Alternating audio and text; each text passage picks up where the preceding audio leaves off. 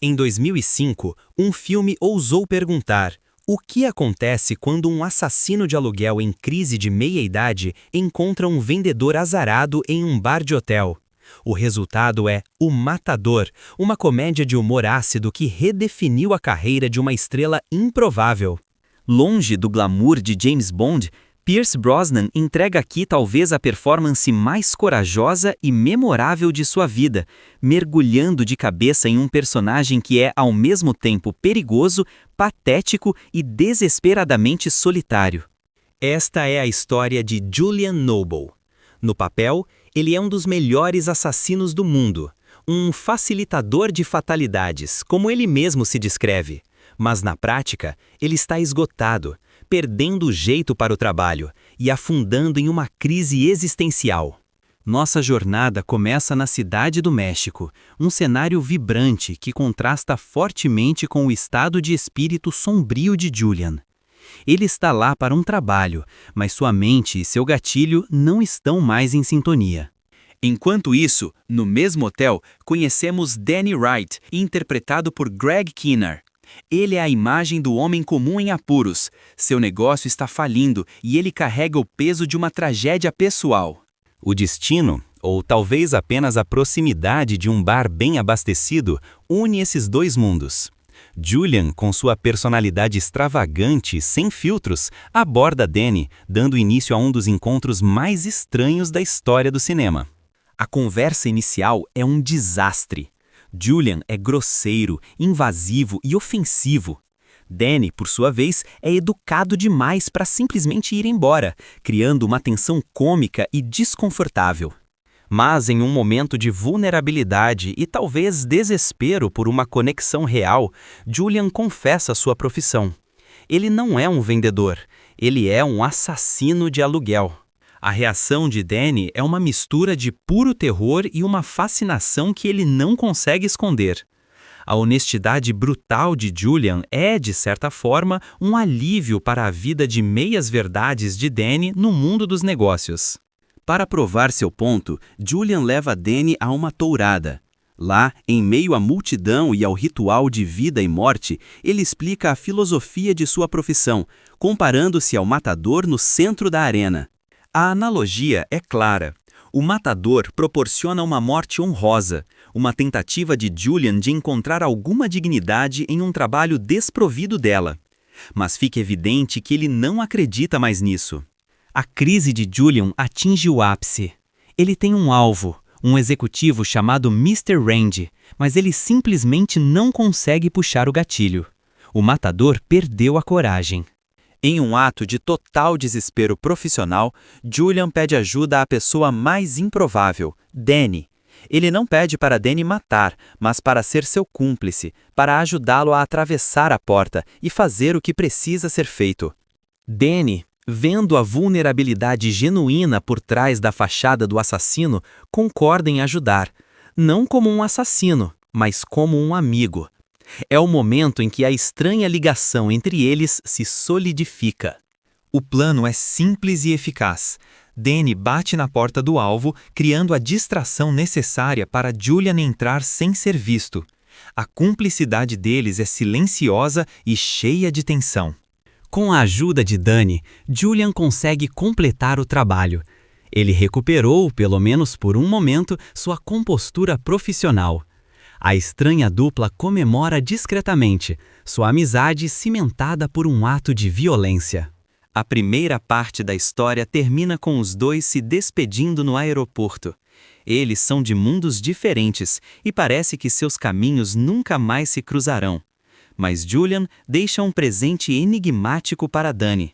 A narrativa, então, salta 6 meses no futuro. Estamos agora nos subúrbios nevados de Denver, no Colorado. A vida de Danny e sua esposa Bean, interpretada por Hope Davis, voltou a uma normalidade monótona. Mas essa paz é quebrada por uma batida na porta na véspera de Natal.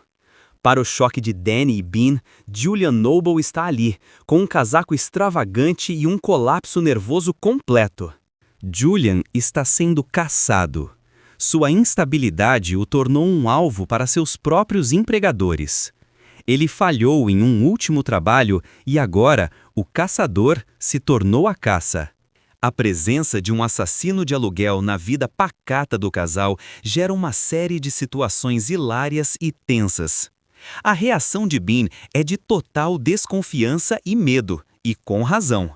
Julian tenta se adaptar, mas seus instintos de assassino e sua total falta de traquejo social se chocam com a rotina suburbana. Ele dorme no chão, desconfia de todos e carrega uma arma para ir ao shopping. Um dos momentos mais marcantes é quando ele acompanha Danny a uma escola. Seu jeito de lidar com um valentão é, digamos, pouco convencional, mostrando a Danny um tipo de poder que ele nunca imaginou possuir. Aos poucos, Bean também começa a ver além da fachada. Em uma conversa sincera, Julian revela a dor e a solidão que o consomem, criando uma conexão inesperada com a esposa de seu único amigo. Mas o perigo é real. Julian revela o motivo de sua visita. Ele precisa da ajuda de Danny para uma última missão. Só que desta vez, o alvo é o próprio Julian.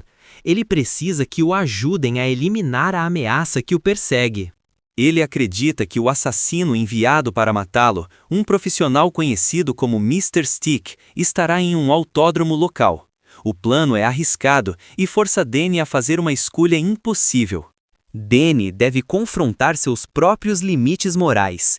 Ele, um vendedor comum, será capaz de se envolver em um confronto mortal para salvar a vida de seu amigo assassino? O plano é colocado em ação. Usando a coragem que ele descobriu em si mesmo através de sua amizade com Julian, Danny se torna o protagonista. Ele é a isca e o cérebro da operação. Ele confronta Mr. Stick, o outro assassino. Mas em vez de violência, Danny usa sua inteligência e conhecimento do caráter de Julian para virar o jogo. Acontece que Julian, prevendo seu próprio fim, havia colocado um seguro de vida em si mesmo, com Danny como beneficiário. Era um plano de aposentadoria para seu amigo e um fim para sua própria miséria. Danny usa essa informação para negociar. Ele convence Mr. Stick de que Julian vale mais vivo do que morto, garantindo que a cabeça de Julian não tem mais preço. O matador está, finalmente, livre. Com o perigo afastado, a amizade do trio atinge seu auge. Eles não são mais um assassino e um casal suburbano.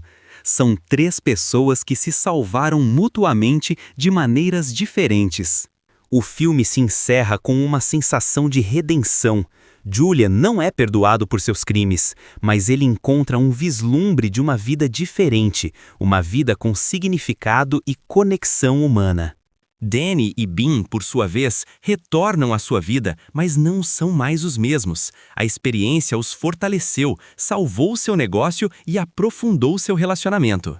O Matador é muito mais do que uma comédia sobre um assassino. No seu cerne, é uma exploração da solidão. Tanto Julian quanto Danny estavam presos em suas próprias ilhas de desespero. A amizade deles, por mais improvável e bizarra que seja, se torna a tábua de salvação para ambos. O filme nos mostra que a conexão humana pode florescer nos lugares mais sombrios e inesperados. A performance de Pierce Brosnan é a alma do filme. Ele desconstrói sua imagem de herói impecável para criar um bizarro Bond, um homem falho, vulnerável e hilário, rendendo-lhe uma merecida indicação ao Globo de Ouro. Greg Kinnear é o contraponto perfeito, a âncora de normalidade que permite que a excentricidade de Julian brilhe. Sua transformação de um homem passivo para alguém que toma as rédeas de seu destino é o arco emocional do filme. Dirigido e escrito por Richard Shepard, o filme equilibra com maestria o humor negro, o drama comovente e a tensão do thriller. O roteiro é afiado, os diálogos são inteligentes e o ritmo nunca vacila. No final, O Matador se destaca como uma comédia subversiva e inteligente. É uma história que desafia as expectativas, entregando uma mensagem surpreendentemente tocante sobre encontrar um propósito e um amigo, não importa quão estranho ele